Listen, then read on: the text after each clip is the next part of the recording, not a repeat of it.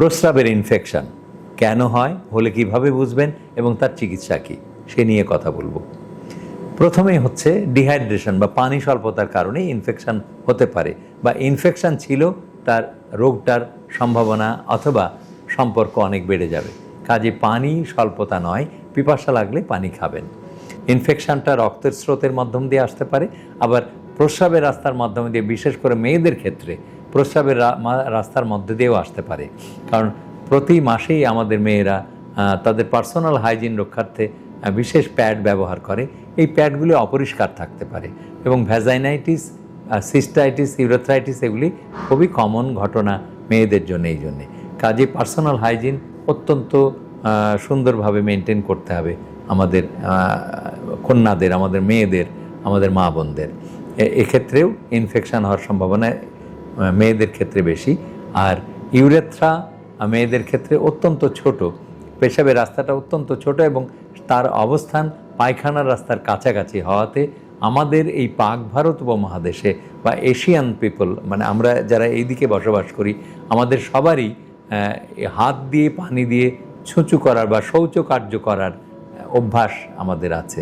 আমরা বলি যে যতখানি পানি আমরা মুখ ধুতে ব্যবহার না করি তার 5 গুণ পানি আমরা ব্যবহার করি পয় নিষ্কাশনের পরে বা মলত্যাগের পরে।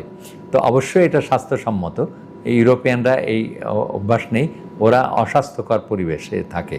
কিন্তু আমরা যারা এশিয়ান পিপল অথবা পাক ভারত উপমহাদেশে থাকি, যিনি যে ধর্মেই থাকেন না কেন, এই উপমহাদেশের সব মানুষই হাত দিয়ে পানি দিয়ে ভালো করে ধুয়ে, অনেকে সাবান দিয়ে ধুয়ে পরিষ্কার করে ফেলেন। এটা স্বাস্থ্যসম্মত। কিন্তু মেয়েদের ক্ষেত্রে বাধে বিপত্তি, যখনই আপনি হাতটা এইভাবে টানছেন তখন হাতের সাথে মল মিশ্রিত জল, মানে মল মিশ্রিত পানি এসে পেশাবের রাস্তায় লেগে যেতে পারে এবং সেক্ষেত্রে তার পেশাবের রাস্তায় বারবার ইনফেকশান, এবং মেয়েরা এসে বলবে যে আমার তো এত বেশি ইনফেকশান কেন। এইটি হলো তার প্রধানতম কারণ। একটা হলো পার্সোনাল হাইজিন মেনটেন করার সময় তার ওখান থেকে ইনফেকশান চলে আসে, আর একটা হচ্ছে মল মিশ্রিত জল পেশাবের রাস্তায় লেগে যেতে পারে পয় নিষ্কাশন বা মলত্যাগের পরে। এই জন্যে মেয়েদের বেশি ইনফেকশান হয়। পুরুষদেরও ইনফেকশান হয়, বয়স্ক পুরুষদের প্রস্টেটিক অবস্ট্রাকশন থেকে। প্রস্টেটে প্রস্রাব রাস্তাকে প্রতিবন্ধকতা তৈরি করেছে, প্রস্রাব ক্লিয়ার হচ্ছে না, প্রস্রাবটা গল গল করে বেরিয়ে যাচ্ছে না স্রোতের সাথে, আপনার ইনফেকশান হওয়ার সম্ভাবনা বেড়ে যাবে। কাজেই পুরুষদের হয় একটু, বয়স্ক পুরুষদের, আর মেয়েদের ছোট্ট মেয়েটি একদম শিশুকন্যা থেকে শুরু করে যে কোনো বয়সের মেয়েদেরই প্রস্রাবের রাস্তায় ইনফেকশান হতে পারে। আর ইউরিন ইনফেকশান হলে বুঝবেন কি করে? ইনফেকশান হলে তো জ্বালা পোড়া, প্রস্রাবের জ্বালা পোড়া হলেই যে ইনফেকশান হয়েছে কিডনিতে অথবা প্রস্রাবের রাস্তা, তা কিন্তু নয়। অনেক ক্ষেত্রে জ্বালা পোড়া ইনফেকশান ছাড়াও হতে পারে, এবং আমাদের দেশে বেশিরভাগ ক্ষেত্রেই কিন্তু প্রস্রাবের জ্বালা পোড়া নিয়ে যে যুবক যুবতী অথবা বয়স্ক মানুষরা এসে থাকেন আমাদের কাছে, পরীক্ষা করলে দেখা যায় যে তার ইউরিন ইনফেকশান নেই। তার ইউরিন কালচার করে দেখেন, প্রস্রাবের পরীক্ষা করে দেখেন, সেখানে পাস সেল নেই। পাস সেল বা পুঁজ কোষ প্রস্রাবে থাকতে হবে যদি ইনফেকশান হয়। তাহলে আমরা যদি প্রস্রাবের অত্যন্ত সাধারণ পরীক্ষা, রুটিন এক্সামিনেশন অফ ইউরিন বা ইউরিন RECS, এই পরীক্ষাটা করে দেখি, তাহলে দেখি যে প্রস্রাবের মধ্যে 0 থেকে 5 এই পরিমাণ কোষ, পুঁজ কোষ 0 থেকে, মানে একটিও নাও থাকতে পারে, কিন্তু 5টা পর্যন্ত পুঁজ কোষ স্বাভাবিকভাবে থেকে যেতে পারে মেয়েদের ক্ষেত্রে, আর ছেলেদের ক্ষেত্রে 3টা পর্যন্ত পুঁজ কোষ থেকে যেতে পারে। তো এই পর্যন্ত আমি ইনফেকশান বলবো না, কিন্তু 5-এর অতিরিক্ত অথবা পুরুষের ক্ষেত্রে 3-এর অতিরিক্ত পুঁজ কোষ যদি থাকে তখনই কেবলমাত্র আমি ইনফেকশান বলবো, যদি সিমটমস থাকে। যদি সিমটমস থাকে, সিমটমস নাই, কেবলমাত্র পুঁজ কোষ আছে, ইনফেকশান নয়। সিমটমস আছে, পুঁজ কোষ নেই, সেটাও ইনফেকশান নয়।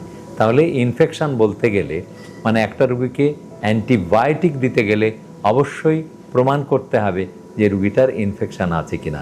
আর আপনাদের বলছি যে সবসময় যে প্রস্রাব জ্বালা পোড়া হলেই যে ইনফেকশান হয়েছে তা কিন্তু নয়। কাজেই আপনি নিজের থেকে কোনো অ্যান্টিবায়োটিক খাবেন না, বা ওষুধের দোকানদার অথবা গ্রাম্য ডাক্তার এদের কাছে গিয়ে বলবেন না যে আমার প্রস্রাবের ইনফেকশান হয়েছে। সবচেয়ে বিড়ম্বনা বাধে আমার ক্ষেত্রে, যে রুগী এসে আমাকে, আমি যতই জিজ্ঞেস করি যে আপনার কি সমস্যা সেটা বলুন, রুগী বলবে যে আমার ইনফেকশন হয়েছে। আমি আবারও জিজ্ঞেস করি আপনার কি হয়েছে, রুগী আবারও বললো যে আমি বললামই তো ইনফেকশন হয়েছে। তো রুগী যদি বলে দেয় ইনফেকশন হয়েছে, সেক্ষেত্রে ডাক্তারের তো আর বেশি ডাক্তারি করার সুযোগই থাকে না। ডাক্তার সরাসরি, যাদের সময়ের দাম বেশি, তারা তো অত প্যাচাল পারবে না রুগীর সাথে। সরাসরি একটা অ্যান্টিবায়োটিক, ঠিক আছে, আগে একটা অ্যান্টিবায়োটিক খেয়েছেন, এখন নাম বদল করে অন্য আর একটা অ্যান্টিবায়োটিকে ডাক্তার লিখে দিল। তো এই রুগীগুলি অ্যান্টিবায়োটিক খেতে খেতে খেতে অতিষ্ঠ হয়ে শেষমেশ আমার কাছে যখন আসে, এইবার সে এসে কিন্তু লাইন মতন বলে যে স্যার আমি আর অ্যান্টিবায়োটিক খেতে পারবো না, আমাকে যতই যেই ওষুধই দেন না কেন অ্যান্টিবায়োটিক দয়া করে আর দিয়েন না।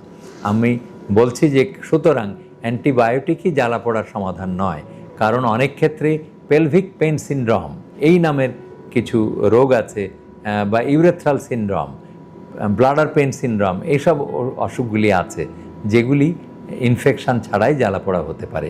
কাজেই তলপেটে জ্বালাপোড়া, পেশাবের রাস্তায় জ্বালাপোড়া, পেশাবের রাস্তার আগেই পিছে জ্বালাপোড়া, এগুলি লক্ষ্য করতে হবে যে যখন আপনি পেশাব করছেন তখন জ্বালাপোড়া হচ্ছে নাকি পেশাব করা ছাড়াও জ্বালাপোড়া হচ্ছে। যদি পেশাব করা ছাড়াও জ্বালাপোড়া হয়, বুঝতে হবে এটা ইনফেকশন নয়। তবে তলপেটের জ্বালাপোড়া সিস্টাইটিস থেকে হতে পারে। তো কাজেই এই প্রস্রাব পরীক্ষা করে নিয়ে তবেই ইনফেকশন বলতে হবে। তাহলে বললাম যে প্রস্রাবের পরীক্ষায় যদি পুঁজকোষ ধরা পড়ে এবং সেই সাথে সাথে সিমটমস থাকে, তাহলে সেটা ইনফেকশন। এবং কালচার সেন্সিটিভিটি করে যে জীবাণুটার নাম আসবে, সাধারণত আমাদের দেশের ইশ্চেরিশিয়া কোলাই রোগ জীবাণু দিয়ে বেশিরভাগ ক্ষেত্রে ইনফেকশন হয়, এবং যে ওষুধে সেই রোগ জীবাণুটাকে মারতে পারবে সেই ওষুধটাকে নির্দিষ্ট ডোজে পর্যাপ্ত পরিমাণ খাওয়াই দিলেই আপনার ইনফেকশন সেরে যাবে।